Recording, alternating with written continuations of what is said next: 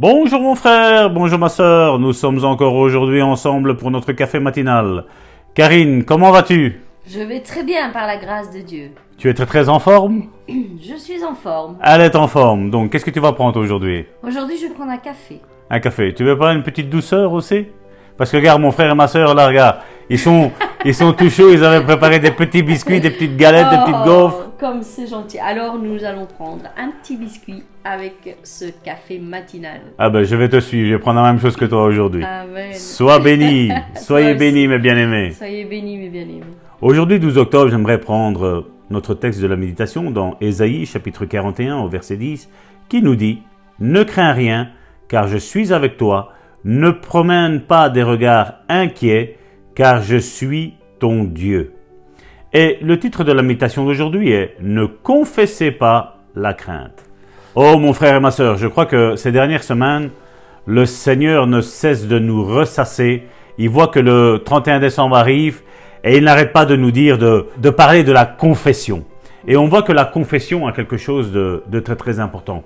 Vous savez, il y a quelque chose ici que j'ai préparé pour l'église et que vous pouvez suivre sur l'application SoundCloud. Quand vous mettez Salvatore Gentile, vous avez toutes les prédications que nous faisons les dimanches à l'église.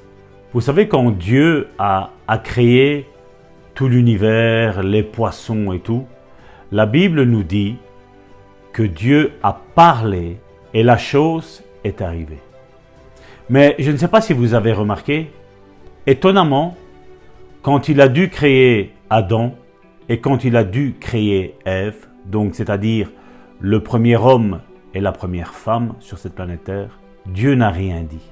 Dieu est plutôt descendu sur cette planète Terre et il a commencé avec ses mains à façonner un corps. Quand ça a été pour l'homme. Quand ça a été pour la femme, il a fait la première opération chirurgicale qui a été faite sur cette planète Terre en ôtant une côte à Adam pour créer Ève. Dieu, quand il a créé l'homme et la femme, il n'a pas non seulement voulu parler, mais il a voulu palper, il a voulu toucher, il a voulu façonner. Et on voit que c'est quelque chose que j'ai dit à l'église. Quand vous imaginez que Dieu a créé Adam, la Bible nous dit qu'il a créé son corps et le corps d'Adam gisait à terre, inerte, sans vie, sans rien du tout. Mais après, la Bible nous dit qu'à un moment donné, Dieu a soufflé dans les narines d'Adam et Adam est devenu une âme vivante. À partir de ce moment-là, mon frère, ma sœur, Adam a ouvert les yeux. Et quand il a ouvert les yeux, qui il a vu? Qui il a vu? Amen. Il a vu son Dieu. Vous voyez que Dieu, avec l'être humain, a un rapport particulier. Il est vrai que quand on pêche, quand on est en Adam, on est des créatures de Dieu.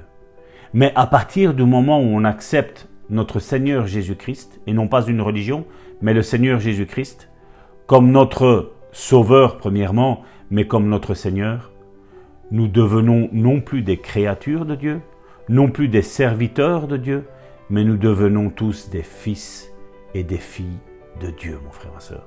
Et je ne sais pas si tu arrives à imaginer, mon frère, ma soeur, je ne sais pas si en cet instant même, tu arrives à ressentir, à avoir la révélation de l'amour de Dieu qu'il a pour toi, qu'il a pour moi, qu'il a pour nous tous, mon frère, ma soeur. Quand ça a été même pour les animaux, et je m'excuse pour tous ceux qui sont animalistes, on va dire, qui aiment les animaux plus que les êtres humains, mais je suis désolé. Quand Dieu a voulu créer les animaux, il a parlé. Il n'a pas voulu avoir quelque part un contact directement avec sa créature, avec sa création.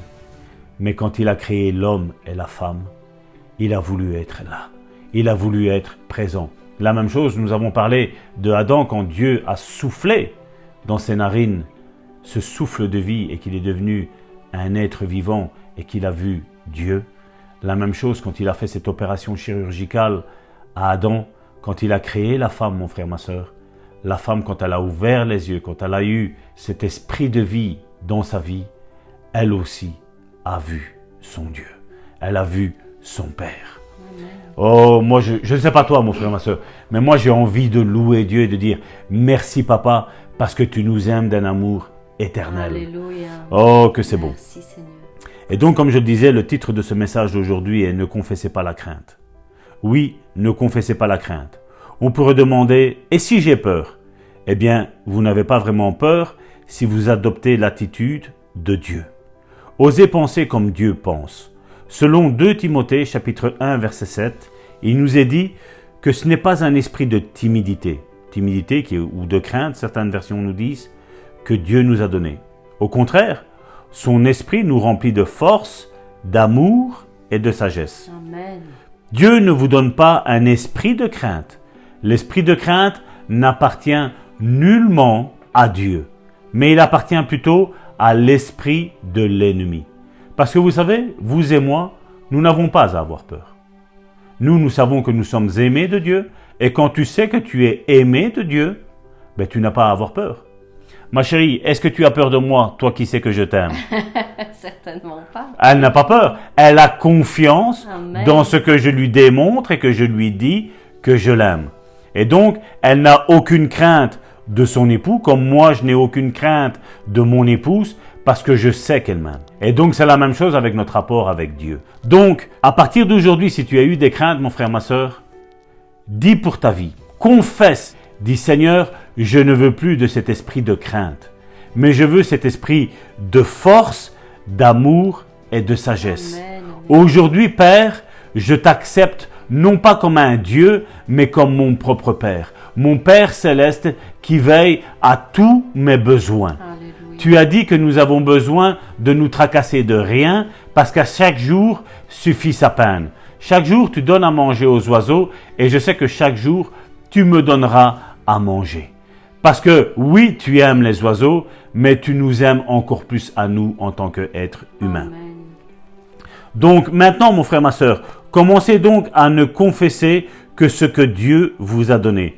Confessez, j'ai un esprit de force qui chasse la crainte. J'ai un esprit d'amour. J'ai un esprit de sagesse. La crainte vous dira, vous perdez votre raison. Et si vous l'écoutez, vous deviendrez craintif, troublé et distrait. Le diable vous dira que vous perdez votre raison, mais ne le confessez pas. Commencez à confesser, je n'ai pas d'esprit de timidité, Dieu ne me l'a pas donné et je ne l'accepterai pas. Amen. Point. J'ai un esprit de force, d'amour et de sagesse. Je suis saint d'esprit. La crainte vient de l'extérieur pour s'emparer de vous. Elle n'est pas en vous si vous êtes chrétien. Alors, n'ouvrez pas la porte au diable. Ne l'invitez pas à entrer. Votre confession de quelque chose en crée la réalité. C'est ce que j'aimerais que vous compreniez aujourd'hui, mon frère, ma sœur. Si vous voulez attendre que quelque chose devienne réalité avant d'y croire et de le confesser, cela ne se passera jamais. Mais en le confessant, cela commence à vous dominer et cela commence à se matérialiser dans votre vie. Il y aura des batailles, bien sûr, puisque le diable est le Dieu de ce monde. Il vous barrera le passage par toutes sortes d'obstacles.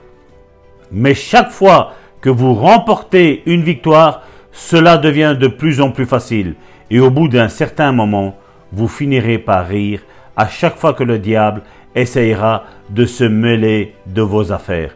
Parce que vous saurez comment le vaincre. Alléluia!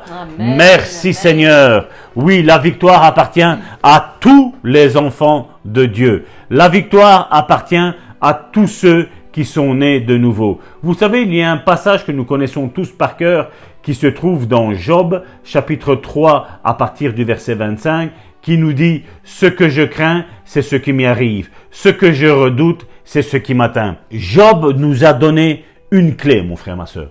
Si ce que tu crains t'arrive, mon frère, ma sœur, si ce que tu redoutes c'est ce qui t'atteint, eh bien, mon frère, ma sœur, comme Karine le disait hier, eh bien, ce que tu vas confesser, mon frère, ma sœur, c'est ce qui va t'arriver. À la place de redouter l'échec, mon frère, ma sœur, dis que tu es une personne qui réussira dans toutes ses entreprises, parce que Josué, chapitre 1, verset 8, que nous avons lu il y a quelques jours, nous dit que si je médite la parole de Dieu jour et nuit, je prospérerai, je serai toujours en haut et je serai jamais en bas, mon frère, ma sœur.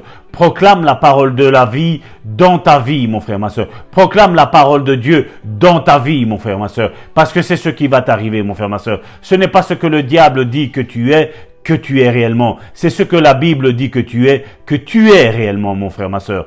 Confesse la parole de Dieu. Confesse toutes ces promesses de la parole de Dieu. Lis la parole de Dieu. Et quand il y a quelque chose qui t'intéresse, mon frère, ma sœur, fais un post-it, fais un poster, mets-le dans ta chambre, mets-le dans ta cuisine, mets-le dans ton salon, mets-le là où tu as toujours les yeux, mon frère, ma sœur, et dis, voilà ce que la parole de Dieu dit que je suis. Je refuse que la crainte s'empare de ma vie. Mais au contraire, j'accepte que la confiance en moi, la confiance en mon Dieu prenne possession de ma vie et je confesse que je suis béni de Dieu, que je suis aimé de Dieu, que je suis adopté par Dieu, que je suis créé par Dieu, que je suis riche en Dieu, que je suis toujours en haut et que je serai jamais en bas, que je dominerai mes ennemis et que ce sera jamais mes ennemis qui me domineront. Au nom puissant de Jésus, je proclame cette bénédiction aujourd'hui, mon frère, ma sœur, sur ta vie et sois puissamment béni au nom de Jésus. Amen. Merci Seigneur encore pour cette parole de réconfort que tu nous adresses aujourd'hui. Nous voulons vraiment nous accorder avec cette pensée que tu nous donnes aujourd'hui et ne pas confesser notre crainte. Parce que nous savons que la confession de nos craintes, de nos peurs, de nos manquements, de nos faiblesses n'aboutiront jamais à une bénédiction. Au contraire, elles apporteront la malédiction. Elles apporteront le malheur dans nos vies et dans nos foyers. Nous voulons fermer cette porte de la crainte. Et vous savez, mes bien-aimés, il y a un homme de Dieu qui disait ceci: le courage n'est pas l'absence totale de peur, mais au contraire, c'est que nous les surmontons, nous les surpassons. Nous affrontons nos limites, nos manquements, nos faiblesses et nous les surpassons. Voilà quelle est l'essence même du courage. Ce n'est pas que nous n'ayons aucune peur. Le courage n'est pas l'absence de peur dans nos vies, mais bien la capacité de vaincre ce qui nous fait peur. Voilà quelle est la définition du mot courage. Vous voyez peut-être des hommes et des femmes autour de vous qui sont munis de courage et vous pensez qu'ils n'ont jamais aucune peur, mais mes bien-aimés, tout cela est erroné. Nous avons tous des peurs, des craintes, des angoisses dans certains domaines. La peur vient de l'inconnu qui est devant nous. Nous éprouvons cette émotion bien souvent quand nous ne savons pas comment affronter les choses que nous ne connaissons pas. Mais s'il y a bien une chose que nous connaissons, c'est notre Dieu. Lui, il est fidèle et nous pouvons avoir confiance en lui. Alors voilà comment nous devons bannir nos peurs, nos craintes, nos angoisses en faisant confiance tout simplement à notre Dieu qui lui viendra nous donner la force d'affronter ces choses que nous ne connaissons pas, ces choses qui sont inconnues pour nous. Et la peur, vous savez mes bien-aimés, est un vaste domaine dans lequel nous devons travailler chacun dans nos vies. Parce que la peur est l'ennemi mortel de la foi. L'un ne va pas avec l'autre. Vous le savez, nous en avons déjà parlé à maintes reprises. Si nous voulons vivre une vie de victoire, nous devons tout faire pour faire grandir notre foi et faire disparaître nos peurs. Comment gagner donc le combat de la foi contre la peur? Notre victoire dans tous nos combats, dans toutes nos luttes face à nos peurs, dépend de notre attitude face à eux quand elles se présentent dans nos vies. Voilà quelle est la clé, l'attitude que nous avons et que nous mettons en place quand nous sommes face à une peur, une angoisse. Et je voudrais encore une fois rester dans le sujet de cette méditation d'aujourd'hui qui nous disait de ne pas confesser notre crainte, mais bien de confesser notre foi, mes bien-aimés. Et je voudrais vous donner quelques exemples aujourd'hui de l'attitude de la foi comparée à l'attitude de la peur. La peur regarde aux circonstances, mes bien-aimés. Mais l'attitude de la foi regarde à Dieu en toutes circonstances. La peur amplifie le problème qui se pose dans notre vie, mais la foi diminue le problème car elle sait qu'elle a un grand Dieu, un Dieu qui est bien plus grand que ce problème qui vient dans notre vie. La peur ne voit que les obstacles et rien d'autre. Elle se focalise sur l'obstacle et la voit comme une montagne très élevée et impossible à passer. Mais la foi ne voit que des opportunités. Une opportunité de plus où la gloire de Dieu va éclater parce que je ne suis peut-être pas capable face à cet obstacle, mais mon Dieu, lui qui est au-dessus de toute chose, au-dessus de toute la création, m'aidera à passer ce cap, à passer cet obstacle. Et sa gloire va éclater dans ma vie. La peur voit l'échec, mais la foi voit une nouvelle opportunité de réussir. Voilà dans quelle attitude nous devons affronter nos peurs et nos angoisses, mes bien-aimés. Nous devons voir au-delà de toute chose. Nous devons mettre notre Dieu au-dessus de nos peurs et de nos difficultés. Quel que soit le combat, mes bien-aimés, vous êtes capables de l'affronter et de le surpasser. Parce que ce n'est pas vous qui combattez. C'est notre Dieu qui combat avec nous et pour nous. Alors, aujourd'hui, j'aimerais qu'on fasse cette bonne déclaration tous ensemble. Ne confesse pas la crainte dans ta vie, mon frère, ma sœur. Dieu ne t'a pas donné un esprit de timidité, de crainte, de peur, mais au contraire, il t'a donné un esprit de force, d'amour et de sagesse. Élève cet esprit qui est en toi, cet esprit de force, d'amour et de sagesse. Je confesse donc aujourd'hui que j'ai un esprit de force, d'amour et de sagesse. Je confesse et je déclare que c'est ce qui est en moi. Il est en moi et il m'aidera en toutes circonstances. Voilà la réalité dans ma vie. La réalité est que j'ai la force parce que Dieu m'a donné la force. J'ai assez d'amour parce que Dieu renouvelle mon amour à chaque fois que je me présente devant lui.